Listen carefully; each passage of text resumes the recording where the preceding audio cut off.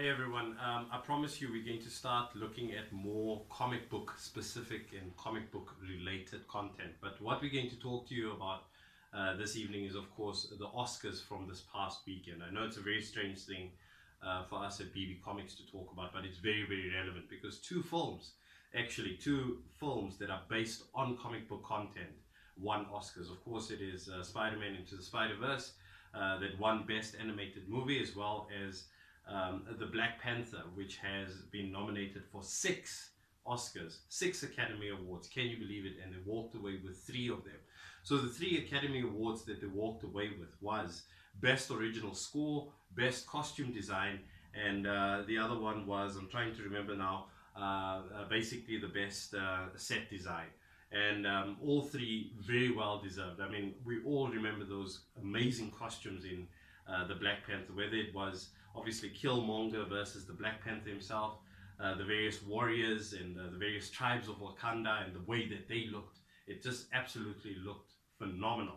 Now, the reason why we're talking about this is, of course, the impact that the Black Panther has had as a film. And this relates back to a column I personally wrote, because I also used to write I used to be a prolific writer of columns. I don't do that so much anymore because I focus more on other work, as well as, of course, my first love being comics.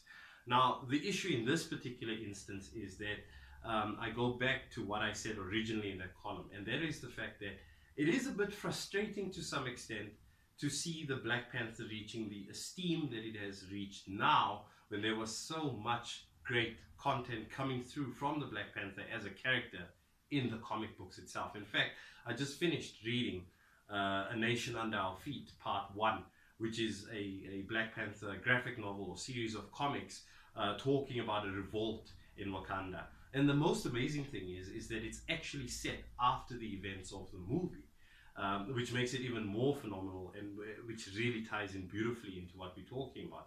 But the ultimate point that I'm really making is that for us to truly appreciate what all of these movies are all about, everyone's going crazy about the MCU. People are not so crazy about the DCEU.